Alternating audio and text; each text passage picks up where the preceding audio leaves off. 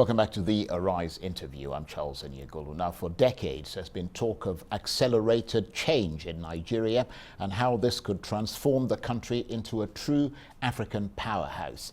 But for over the years, it's amounted to nothing more than talk without the walk, and actual transformation has been paradoxically slow. But now, as governments and health officials battle the spread of the coronavirus around the globe, could the crisis create an opportunity for positive change in Nigeria?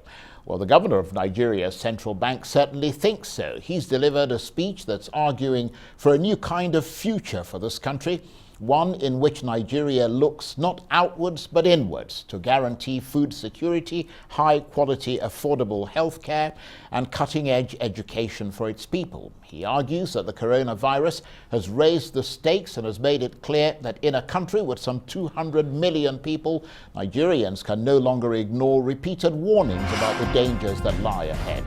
They must, he said, begin to depend largely on what they produce locally, because the security and well-being of Nigeria is contingent upon building a well-diversified and inclusive economy. So what's new and interesting here, or have we heard it all before? Well, for more on this, I'm joined now in the studio by Professor Ken Ife, who is a macroeconomic policy analyst as well as a lead consultant to ECOWAS, the World Bank and the African Development Bank. Thank you very much indeed for coming in. Thank you for inviting me. What's your assessment of the CBN governor's post-pandemic plan? Do you detect anything new there, or have you heard it all before? Well, there is a history. And I have to say that fortuitously, what he did in 2016 by demand management, forex demand management, and then restricted access to forex for 42 items, they have now been vindicated.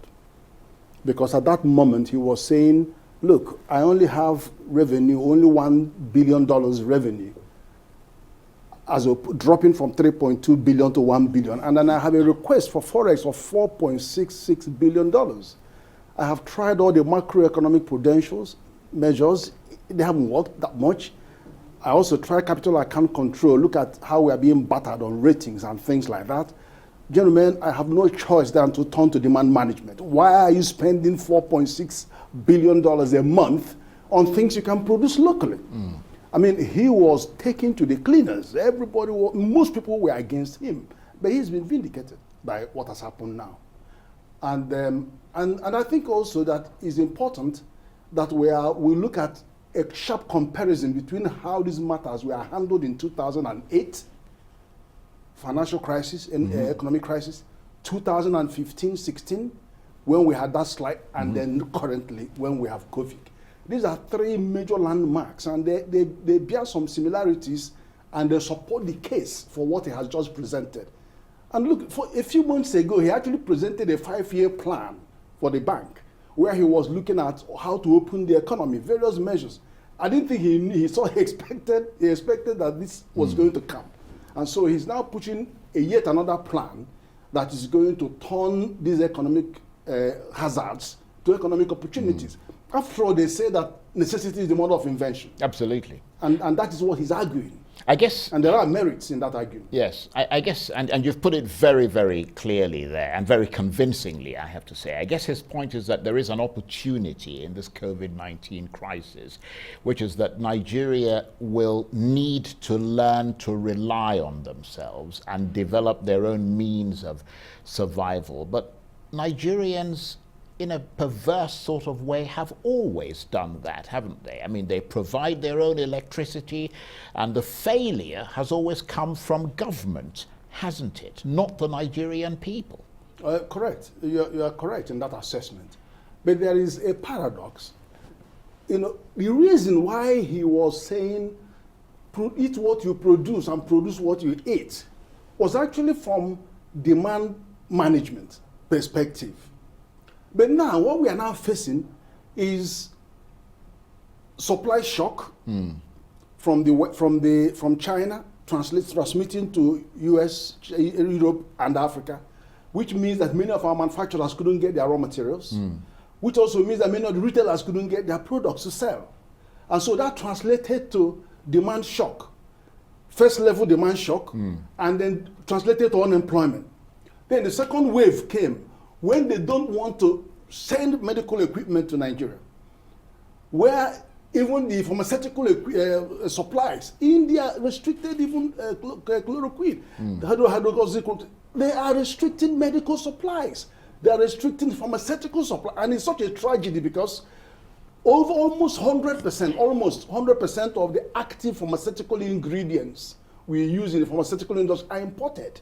So what we find here is that we put water or maybe starch to compound it into tablets, but that is what has been happening. And the message has always been backward integration, look at what you have. And most of the phytomaterials are here.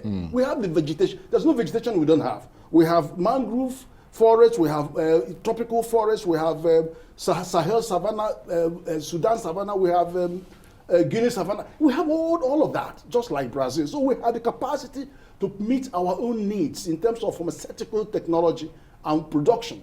And so now we are caught with our pants. Now we're caught. Now they're not supplying you the pharmaceutical. They're not supplying you the medical. So what are you going to do? They're not supplying the food, some of the food. And could you imagine, Charles, that if we didn't take the action that the CBN took on rice, and we were having to import those huge volumes of rice, 1.3 trillion naira was the value of importation of food-related materials as of 2014. If he hadn't done that, how could Nigeria have faced the prospect that they are going to refuse to supply rice to Nigeria? It would have been more than, but the situation has changed.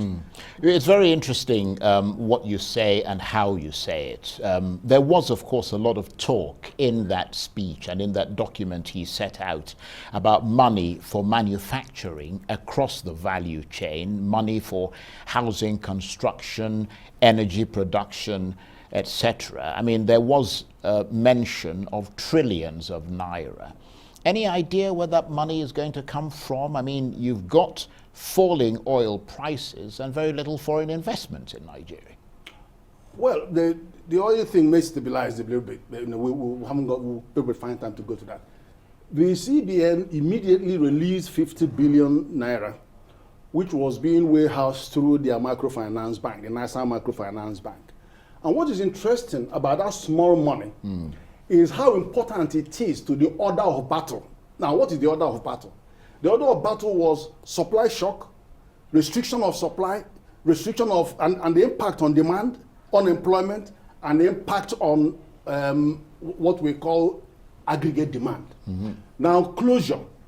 Now, when you have closure, which has happened now, we are locking down. The impact of locking down is you're going to have more unemployment. You are going to have a contraction on demand. And what you don't want to happen is to have a collapse in aggregate demand. So now, the first thing you do, which the bank has done, is to provide liquidity to the market, to the commercial banks, so that you don't convert health crisis into financial crisis. The second thing that they have to do, which they are doing in that little 50 billion, is to reach household. Now, household, if you disaggregate GDP, either from production or consumption, in terms of consumption, 84% of GDP is household consumption. Government is 5.7%. So if you restrict consumption, then you're going to have total collapse of aggregate demand. Yes. It's not only inflation, but what you're going to see is you're going to see a recession turn into depression. Now, there have been two forecasts. Well, we're seeing almost a bit like that in America two forecasts. Now. IMF has forecast that by the end of this year, we may run into minus 3.4%. I've also seen Augusto suggesting that it might be as much as minus 7%. Now, I'm not putting a figure because we haven't reached our peak yet. And it's too early to come to any conclusion. But what it is that if you don't do something about household consumption, as I have explained to you, you will run into more crisis. So now, it's now allowing some of the money there to get to household. And I've seen some today's paper where they're saying, look, forget about this third-party business planner, come and take the money, let them do that. So that something is happening there. Then the SMEs, MSMEs, they account for 48% of our GDP, and employ 92% of our they are going to get money. But the money is very small. Though. Well, that's but the point I was. Well, that's from the intervention fund. That is intervention fund. But that's the point I need to make. We have to take a break in a minute, so we'll try and keep this reasonably short. Because in any case, Nigeria doesn't have the money for all this, does it? I mean, somebody listening to you and the way you're very clearly articulating this is going to say that a lot of it is theoretical. Because there is no money, is there? I don't think so. I'm only describing the fate of the 50 billion naira. What is on the table is 3.5 trillion naira. That is what is on the table. Right. And I'm sure we're going to come to talk about the medium-term element of the CBN governor's plan, because that is where you will see how some of that money is going to go, because at least 1 trillion of it is going, widely to the real sector for all kinds of businesses. But also, there is a big plan. And then let me tell you one difference before we break.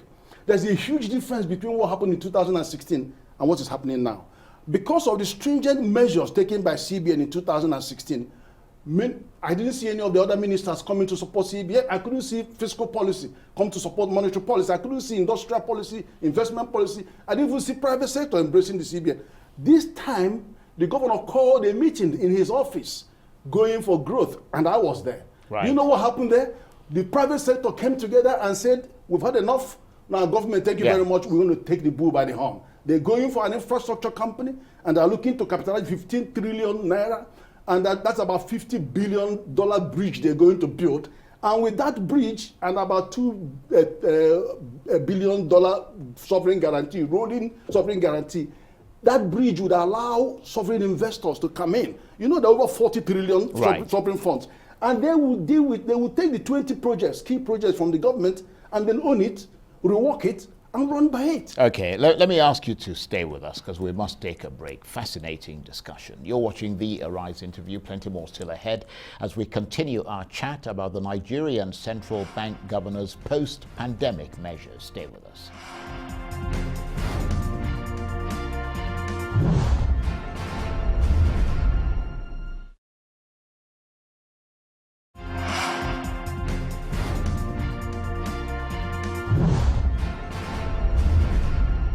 Welcome back to the Arise interview. I'm Charles Eniegolu. Now, the governor of the Central Bank of Nigeria, Godwin Emefiele, has been setting out his vision and plan for the country in a post-coronavirus world. In a speech, Mr. Emefiele said the government was aiming to deliver high-quality infrastructure, support large-scale production of staple and cash crops in the country, and develop the education sector. He said the bank had designed a policy response timeline to guide the management of the crisis and to help in rebooting the economy. Once the health authorities determined that the coronavirus transmission curve has been flattened, and as soon as ongoing restrictions are eased, he said the central bank would unfold policies that would reinvigorate its financial support for manufacturing and other sectors. Mr. Emefiele also talked about the establishment of a 15 trillion naira fund, which would support the building of transport infrastructure to move agriculture products to processors, raw materials to factories, and finished goods to markets. There'd also be money for housing construction and energy production. And with me in the studio, Professor Ken Ife, who is a macroeconomic policy analyst as well as a lead consultant to ECOWAS, the World Bank, and the African Development Bank. Thank you for staying with us. Thank you. I find it a little puzzling, or what I find a little puzzling, is if he could do all these things, why didn't he do it before? Okay. You know, I spent the first segment talking about the consumption side of our GDP, how the implication for household consumption and how you need to protect. Now, your question has moved over to the production side of our GDP. Agriculture is about 22%, primary agricultural production, 22, but in the last count, it was 26%. Industries, 22%, then the service sector, 56%. Now, the weakest link in our economy is the link between primary agriculture and industry. In other words, the value chain, basically. Those two. Right. And because the link is so weak, traders express themselves between those two and they're just importing things here, and then we are eating them, the substitute. That's one of the big problems.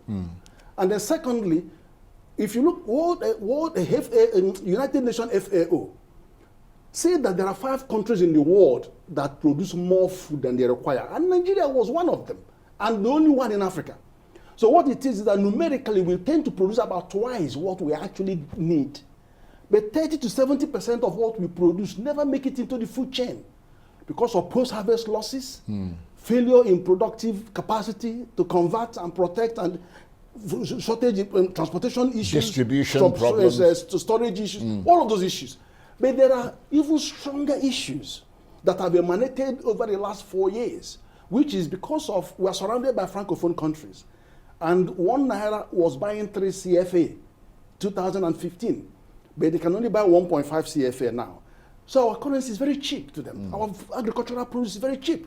ECOWAS protocol allows free movement of primary goods. You cannot stop them. So what happens is that you find that there is massive flight of our agri-produce to the northern countries, the surrounding francophone countries. In season, you spend about 50,000 naira buying a ton of soya beans. 3-4 months down the line, right now, you'll be buying the 150,000 naira per ton. Can you imagine somewhere some people are processing and drying and bringing this back to us, and we are paying about 300% increase in price? It is because of failure of agro-processing. Now, you now come back to the banking sector. Why is the bank not doing anything? And I have to tell you that this central bank had to have acrobatic mentality to deal with the commercial banks. Right. You've seen the battle. Every day they're battling. They put one intervention fund after another, and the issue is the delivery to the people in the market. It's not reaching the people. It's just the delivery. Yeah. Particularly, I'll come back to that, because let me not bring in the informal sector now. I'll come back to the informal sector. So that has become so the CBN has tried. They use various methodologies. They use CRR, increased it from 20%, 22.5% to 27%. They even told the bank, come and borrow the 4 trillion that I have here, any use zero money, take it out and give it out as 9% in interest, moratorium, 1 or 2 year moratorium, and for 7 years. They're not taking it because 9% is too small for the commercial banks. So you have all that, and then increase the loan to deposit ratio to 60%, 50% to 60%. It might actually increase it more. But so all of these measures are just to force them to focus on research and learn to the research. Right, but obviously they're commercial enterprises. Yeah, they are. I mean, does it look like the commercial banks themselves are in a good position to support the economy? I mean, if you give them this money, you're talking about giving them money, and they're not actually, they don't want to lend it out because, I mean, the lending rate is too cheap. That's basically the point. No, they have other options. Right. They are going for treasury bills. There was a time treasury bill was 21%, right. 18%, and the MPR rate is 13.5%. And then the inflation, so they see the thing, and they have bigger margins. Right, but let me ask. 100% safe. Right, yeah, now, absolutely, and that's a key point. They're being weaned away from that. Right. But then remember, they had also TSA. When the TSA came, the banks were just taking the money and doing armchair banking. They weaned them away from the TSA, with TSA. And now they have to get head on onto this. If you don't build the base of the pyramid, where are you going to make your money? They have to get into the economy, let me give you an instance. Yeah. America, only 20% of their commercial bank revenues come from charges, bank charges. Here is 75% of their revenue that comes from bank charges. And so people think that they are picking our pockets.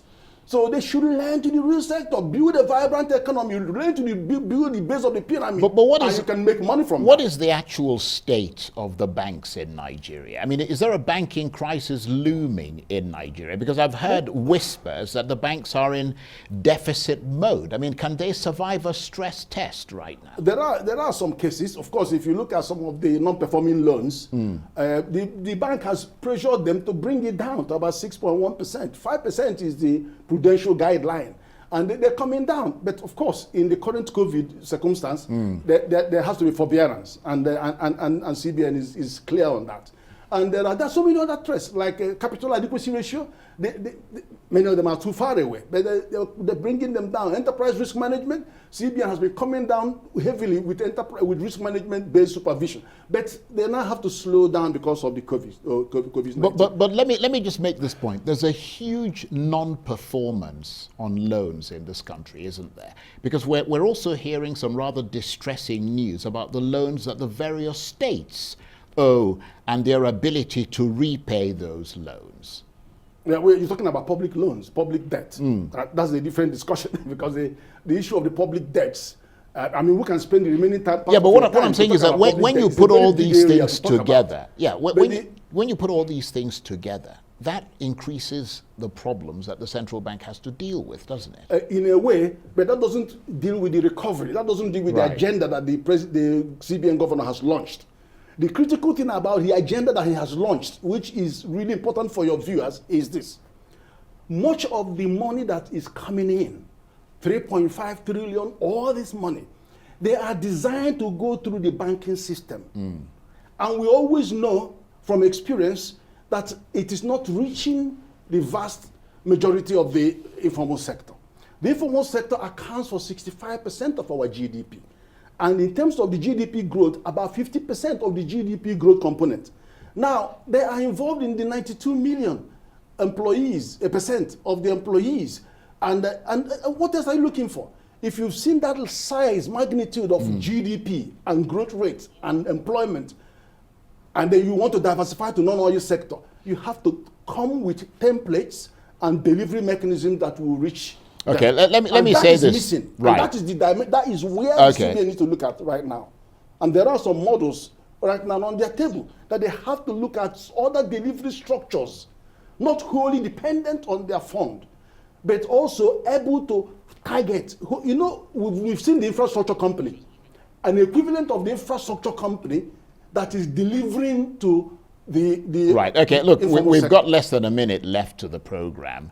When you add all this together, because that's really, I mean, you're an expert, a lot of us aren't. When you add all this together, the banks, the loans, the debt, COVID-19, the lack of infrastructure, the lack of energy, and on top of all that, you add the fact that oil is down and therefore revenues are down. Is Nigeria at the cliff edge? No, We've got about 30 seconds. We are not. We are not nowhere near that because we represent demand of over 202 million. So we can consume what we produce. That's number one. Number two, we have to be able to produce it first. We have the natural resources. We have the human resources, capital resources. We have the mineral resources, over 44 minerals. We are not even refining our crude for our own consumption. Okay. We can cut off all those subsidies. Okay, I want to say, Ken, it's always brilliant talking with you. Professor Ken Ife is a macroeconomic policy analyst as well as a lead consultant to ECOWAS, the World Bank and the African Development Bank. Thank you very much indeed. Thank you. That's it for this edition of the Arise interview. Do join us again tomorrow. From me and the entire team here in Abuja and Burkina Faso, bye-bye and thank you for watching.